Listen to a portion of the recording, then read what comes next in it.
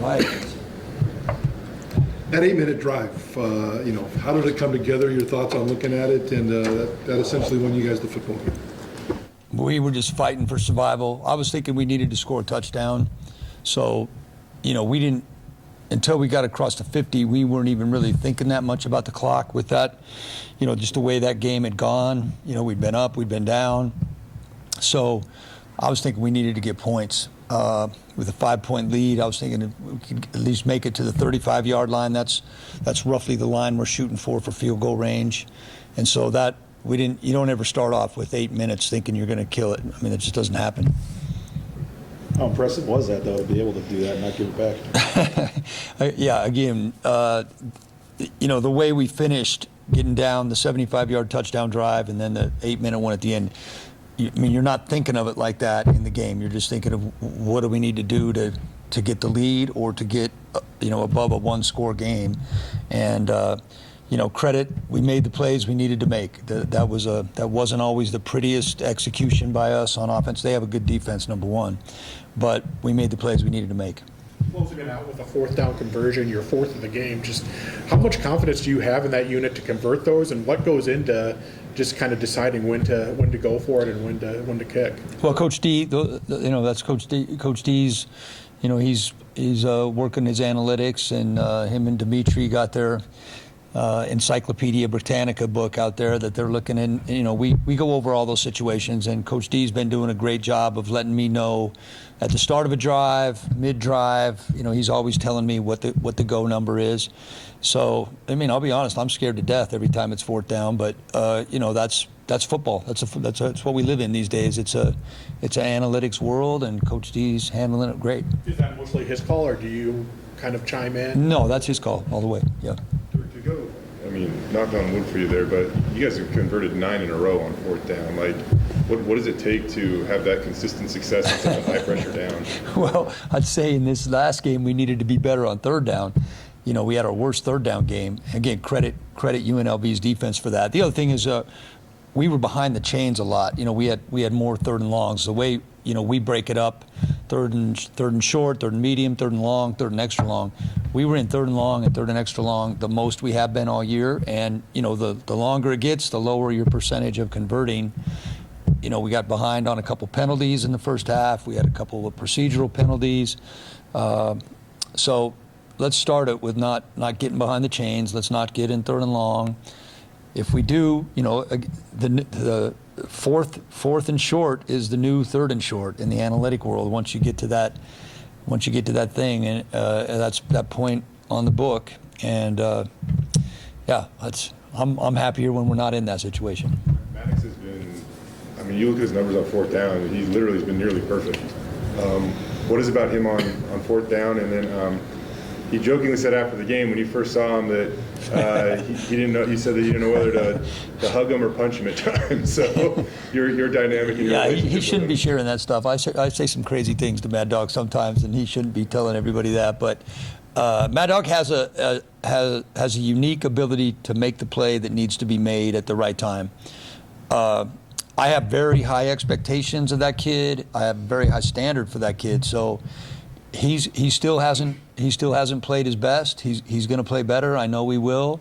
But he played pretty good at times. He makes plays you don't expect him to make. We didn't have it dialed up for him to go on the 40-yard run to set up the first field goal. We didn't have it dialed up for him to run the 8-yard touchdown in on 3rd down. Those are plays he's making above and beyond the call of duty. So we trust that guy a lot. We trust him to make the right decisions at the right time, and in this particular game, he did that. When Maddux said that, I had a little Bart Hendricks flashbacks, and he ended up being the 2-time conference player of the year. So how would you describe your relationship with Maddux? I trust him a lot. He's sharp. I can talk to him. I can talk to him the same way that we talk in the offensive staff room with the coaches. I talk to him like I talk to the coaches, and Mad Dog's one of those guys that you can tell him something once, and he not only he gets it, but he remembers it at the right time, because we only get these guys a certain amount of time during the week, and there's a lot of there's a lot of what ifs every week. Like, what if they're in this? What if they're in base defense? What if they're in nickel defense? What if it's a blitz look? There's a lot of what ifs, and we can only practice so much stuff, so we have to cover a fair amount of it in meeting time. And he sees stuff on tape, he can retain it. He hears stuff in meetings, he can retain it, and then not only retain it, but then the ability to make the play when we need it.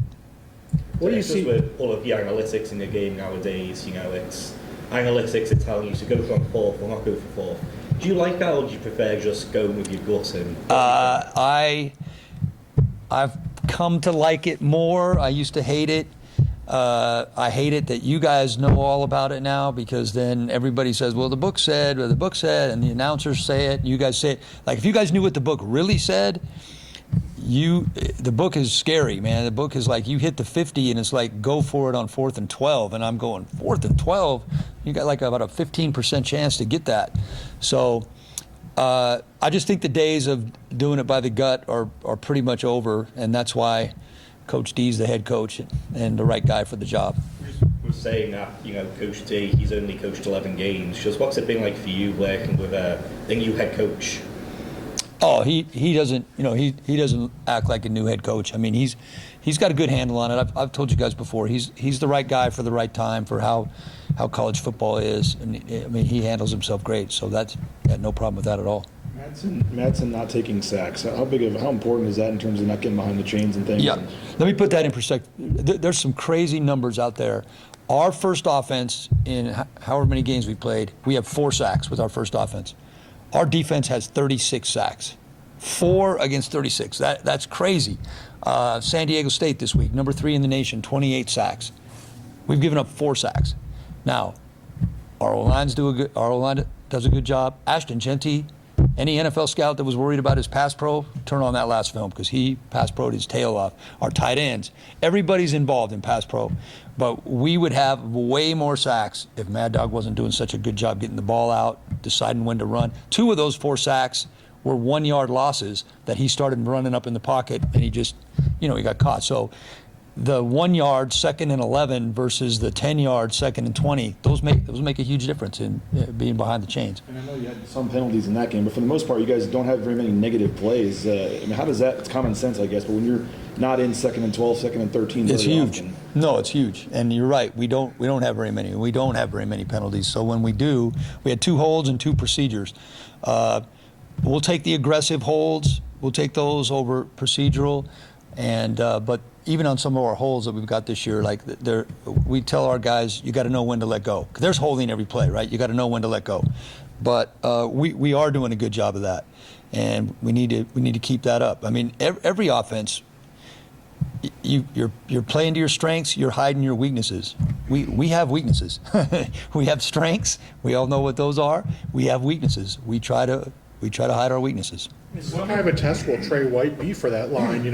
Obviously the nation leader in sacking. What do you see that he does that gets? He's relentless. Like he doesn't miss the ones he should get. Right? The ones that he should get, he gets, and he gives. Now that anybody, when they get to this point in the season, he has relentless effort. I mean, he knows when it's 2nd and 10. Guess what? They're probably going to pass. On 3rd down, they get into some crazy fronts. They move him all over the place, and they try to get him isolated. They do a very nice job of that in their 3rd down package. I think this guy, he's obviously explosive, and he's strong. He's fast. But I'd say just a number 1 word for him is relentless. Give us a little perspective on what UNLV, how focused they were on Ashton. Yeah, they were, but so was everybody. Hawaii was the week before that.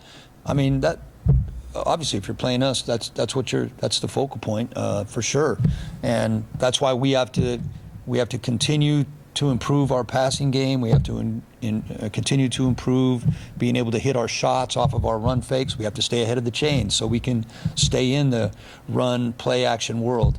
Like we're not built to be a 30-time drop back team. We're not like they are in the NFL. I watch. We get all these NFL cut-ups every week, and when I get towards the end of the week, there's hardly any play action in the NFL anymore. And again, they're paying these, we talked about this before, they're paying these quarterbacks $50, $60 million. They're paying them to drop back and throw out of the pocket. We're not built that way. That's not the way. That doesn't give us the best chance to win. I'm not saying we can't do it, and there's going to come a time where we're going to have to do it. That's just not our best chance. So often how impressive Ashton is because he's got 259 yards, but how impressive were those 128 he had on 33 carries? Yeah, no, we're all spoiled on. I think I counted either 6 or 7 runs where that last guy barely got him. And credit their 2 safeties. Their 2 safeties both did a good job of tackling 1 and 3 for UNLV. But the last guy got him. And then there was one time when Ash just fell down in the hole. You never see that. The turf monster got him that one. I mean, he was out the gate. That was going to be a 70-yard run, blocked perfect, and Ashton just tripped on the turf. That never happens. And then they got him. That last guy got him. So this is, I think, the first game that he didn't have a 50-yard run, but there was 6 or 7 of them that were going to be 50-yard runs. And I got a feeling we're going to see him again sometime. I don't think we've seen the last one. Ashton is so good up the middle where he gets a majority of his yards, but he's also got a lot of speed. Is there any temptation to get him on the outside and do more with that? Yeah, there's a temptation to do a lot of things, but some of that's defensive structure. Some of that's how we get our blockers in position. What most teams are doing to us right now is they're kind of trying to squeeze us from the outside in. All right, so we're seeing edge pressure, wide ends, trying to squeeze us down. That makes it a little tougher. We tried to get our screen game going. We haven't done a great job of that. That's something that we need to continue to develop. You saw, we finally got to it in the second half where we just free released him into the flat. He had to make a pretty good catch on that. I think we got a 6-7 yard gain. But there's other things you can do, but we're doing what we do. So does that mean, like, what you're saying is, because obviously if you don't set the edge against Genty, it doesn't even matter where you are on the field.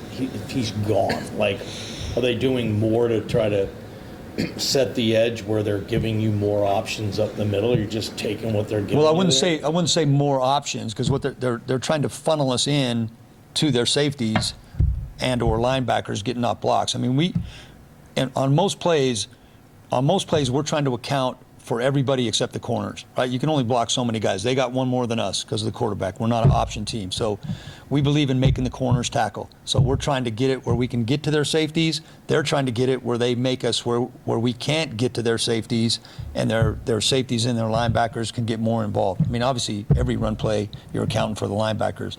Not all run plays are you accounting for both safeties. You back, I feel like probably the pivotal moment of that game was with, a little over 2 minutes to go in the first half, and you guys got a 4th and short, and instead of kicking another field goal, you guys go for it and get it, and Matt Lauder makes a great catch. How crucial are those last 2 minutes? Because if you guys don't get that, UNLV gets the ball there, and they get the ball to start the second half, and that thing could look very different. Yeah, that was a big turnaround there. That touchdown followed by the turnover, and so when Coach D had told us we were going to go, we were under 2 minutes. We wanted to think. We were trying to decide between 3 different plays on that 4th down call, and I got to give Matt Miller credit. Matt Miller is the one that spoke up. I said, "Do we want this? Do we want this? Or do we want this?" It was 2 passes and a run, and usually when I say something like that on the headsets, it's dead silent. Nobody says anything. But Matt Miller, he jumped in there and he made the call, and it was the right one. And that play didn't work one time against the Scouts last week. It didn't work one time like we thought it would. Our scout team covered it up, and then they bit the run fake, and Lauder was wide open in the back. Just like you draw it up.